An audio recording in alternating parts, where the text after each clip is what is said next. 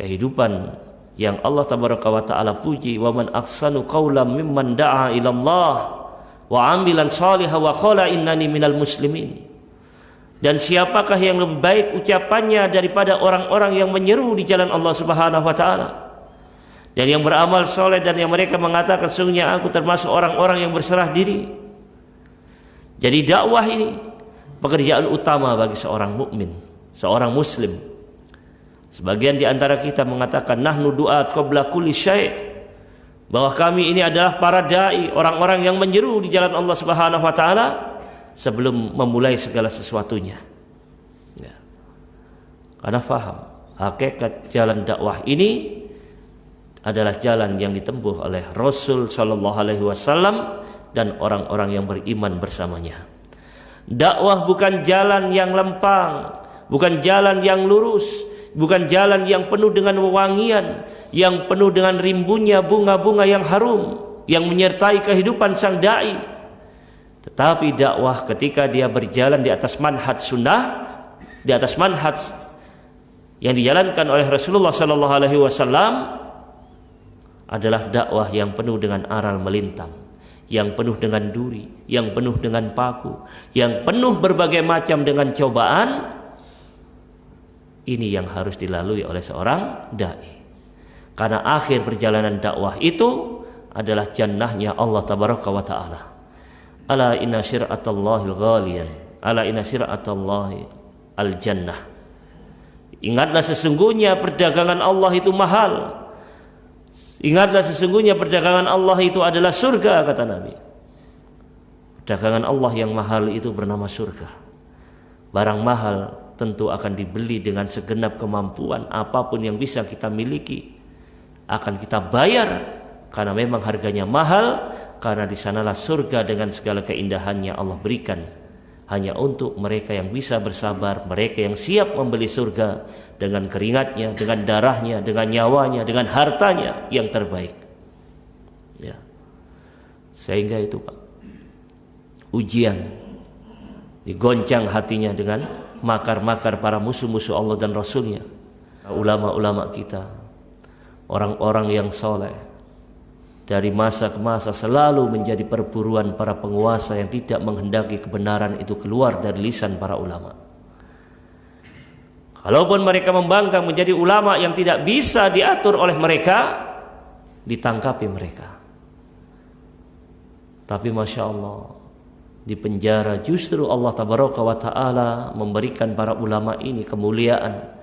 Betapa banyak di antara para ulama yang ketika mereka di penjara justru melahirkan tulisan-tulisan yang indah sebagai satu bentuk pembelajaran mereka ketika di dalam penjara. Ya, Syed Khutub rahimahullah, bagaimana dia ketika di penjara justru melahirkan satu karya tulis yang fenomenal sampai hari ini, karya tafsir yang indah hari ini, tafsir fi zilalil Quran, di bawah naungan Al-Quran. Atau Profesor Dr. Buya Hamka, seorang ulama dari Tanah Minang, bagaimana beliau mampu melahirkan satu tulisan tafsir yang dikenal sampai sekarang, tafsir Al-Quran Al-Azhar, ketika di bawah penjara Presiden Soekarno. Ya. Di dalam penjara malah menghasilkan karya tulis yang demikian indah. Ya.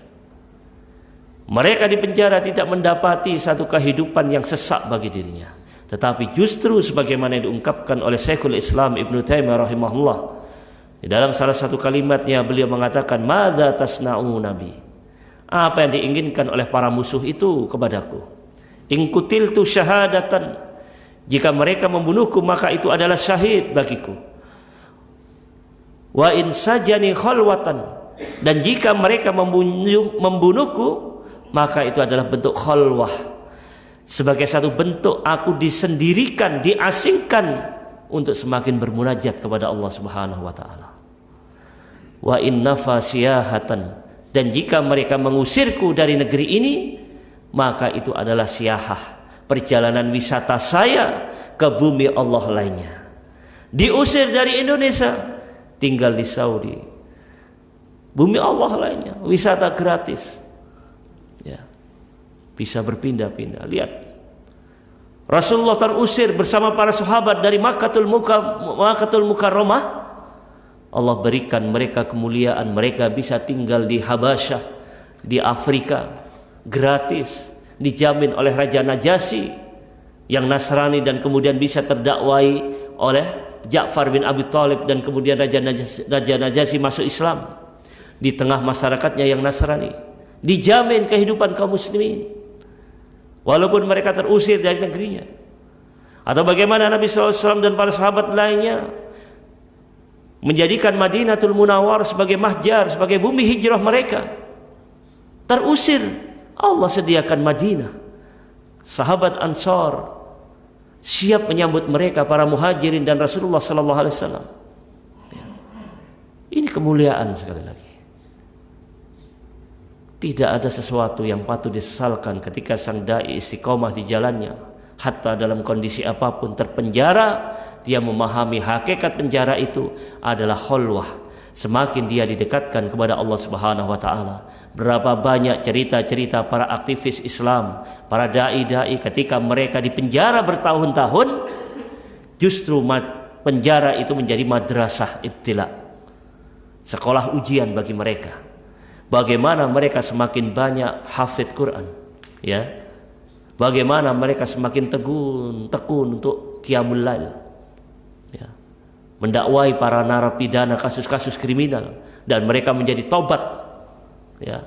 Saya jumpai anak-anak muda kasus narkoba, ketika di dalam penjara mereka berinteraksi dengan orang-orang yang dituduh teroris, Masya Allah, bertobat. Anak-anak muda yang terkena kasus narkoba keluar, mereka jadi pemuda-pemuda yang soleh, mencari istri yang soleha, ya. Pemuda-pemuda yang mudah-mudahan, yang semoga Allah Tabaraka wa Ta'ala menggambarkan mereka sebagaimana gambaran pemuda Al-Kahfi, pemuda yang dari gua Al-Kahfi, ya. Innahum fityatun amanu bi rabbihim wazidnahum huda. Dan sesungguhnya mereka ini adalah para pemuda-pemuda yang beriman kepada Rabbnya. Dan karena berimannya kepada Allah, Allah berikan mereka karunia rezeki, wazidnahum huda, dan kami tambahkan kepada mereka petunjuk. Imtihanud dakwah, ujian-ujian dakwah, di penjara, dibunuh, terusir, dan tidak menghalangi lisan sang dai untuk menyampaikan kebenaran kepada umatnya. Karena ini tuntutan yang harus disampaikan, ya. Qulil haqqa walau kana murran.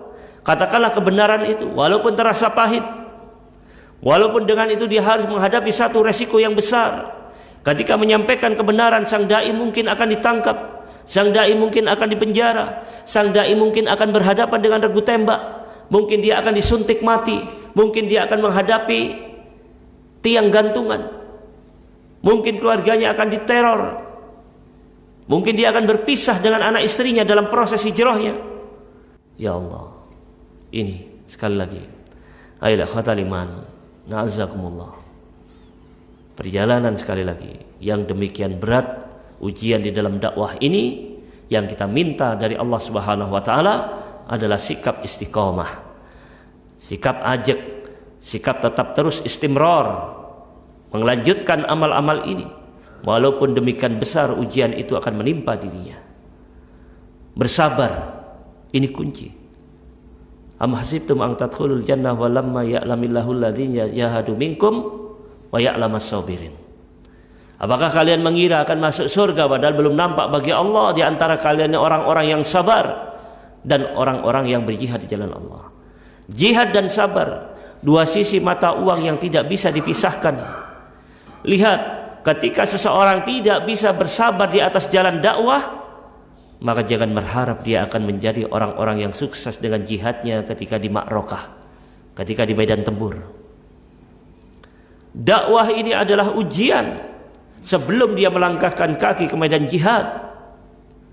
Kalau dia lolos dalam ujian dakwah, insya Allah dia akan menjadi orang yang berhasil dengan jihadnya ketika di medan peperangan.